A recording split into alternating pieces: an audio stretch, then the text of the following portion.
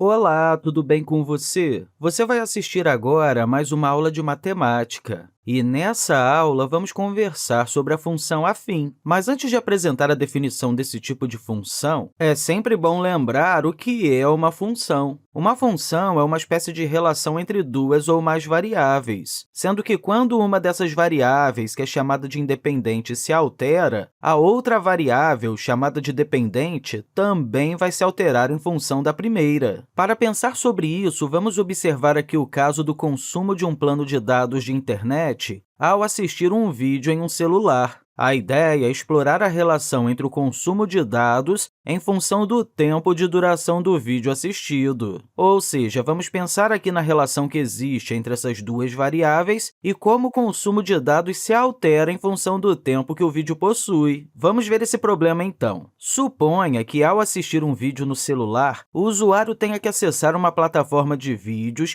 que consome 100 kilobytes, mais 250 kilobytes por minuto de vídeo transferido. Como podemos representar a relação entre o tempo em minutos que o vídeo possui e a quantidade de dados consumidos no plano do usuário? Para pensar na relação existente entre o tempo de vídeo e o consumo de dados, podemos observar algumas coisas aqui. Primeiro, independentemente do usuário assistir um vídeo ou não, ele sempre vai consumir 100 kilobytes de dados, pois se refere ao consumo de dados ao acessar a plataforma. Segundo, para cada minuto que o vídeo possui, ele vai consumir mais 250 kilobytes de dados. Afinal, o problema falou isso aqui no enunciado. Inclusive, podemos pegar essas informações observadas e colocar aqui na tela em forma de tabela. Aí, obter quanto de consumo de dados será realizado para cada minuto de vídeo transferido. Vamos fazer isso aqui, então. Vou colocar duas colunas aqui. Na primeira coluna, eu vou colocar o tempo de vídeo, em minutos. E na segunda coluna, eu vou colocar o consumo de dados, em kilobytes. Vou colocar aqui 5 linhas nessa tabela. Afinal, eu quero saber o consumo de dados com vídeos de 5 tempos diferentes. Eu quero saber o consumo de dados com um vídeo de 0 minuto, ou seja, o consumo de apenas acessar a plataforma.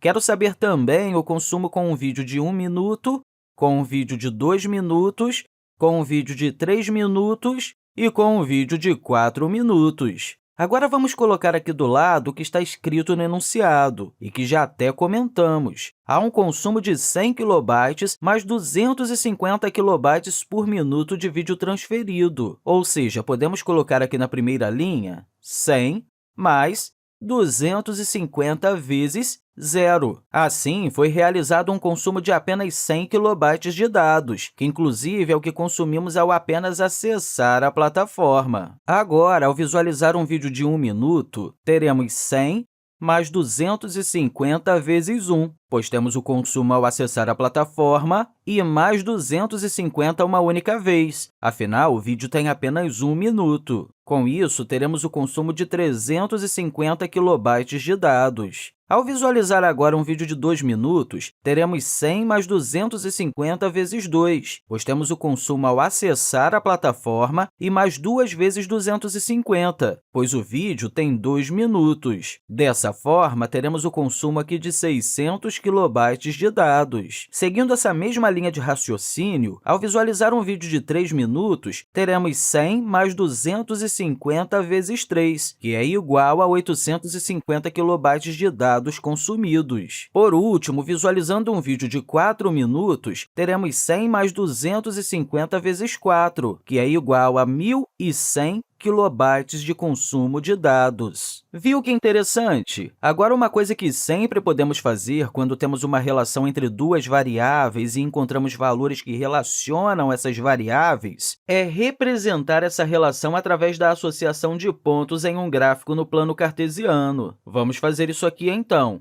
Vou colocar aqui dois eixos. No eixo horizontal, eu vou colocar o tempo de vídeo em minutos, e no eixo vertical, eu vou colocar o consumo de dados em kilobytes. Aí, vou colocar aqui alguns valores para o tempo. Vou colocar 0, 1, 2, 3, 4 e 5. Também vou colocar alguns valores para o consumo de dados. 0, que até já está aqui, aí 200, 400, 600, 800, 1.000 e 1.200.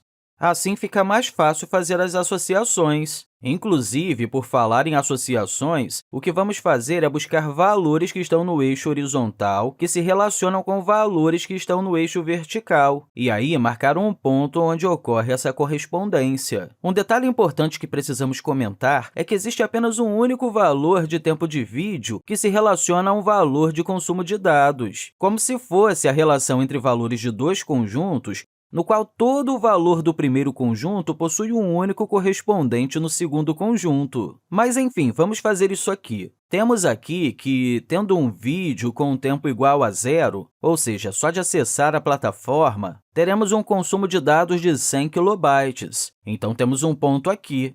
Agora, tendo um vídeo com o tempo de 1 minuto, temos um consumo de dados de 350 kilobytes, mais ou menos aqui. Relacionando os dois valores, temos um ponto aqui. Com um vídeo de 2 minutos, temos um consumo de dados de 600 kilobytes. Relacionando os valores, o nosso ponto está aqui. Com um vídeo de 3 minutos, temos um consumo de dados de 850 kilobytes, que é mais ou menos aqui. Relacionando os valores, o ponto está aqui.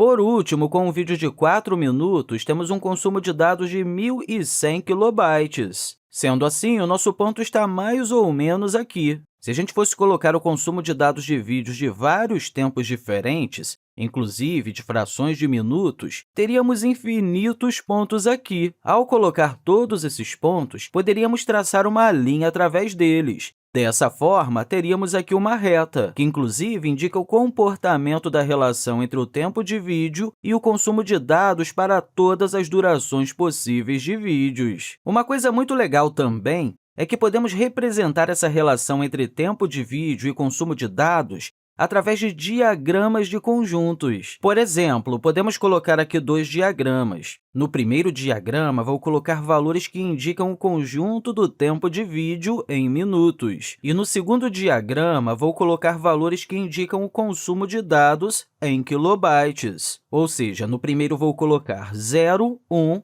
2, 3 e 4. E no segundo vou colocar 100, 350, 600, 850 e 1.100. Agora, a gente vai relacionar os valores da mesma forma que fizemos antes. A gente relaciona aqui 0 com 100, 1 com 350, 2 com 600, 3 com 850 e 4 com 1.100. Portanto, sempre que tivermos um valor de tempo de vídeo, teremos um valor correspondente a ele no conjunto de dados consumidos. Aqui nesse vídeo, apresentamos a relação entre tempo de vídeo e consumo de dados de 3 formas diferentes. É a mesma situação, mas representada de diferentes maneiras. Apesar dessas diferentes formas de representação, estamos com a mesma relação ou função envolvida. Por falar nisso, essa relação que apresentamos de diferentes formas também pode ser apresentada de forma algébrica, ou seja, podemos colocar aqui o seguinte: o consumo de dados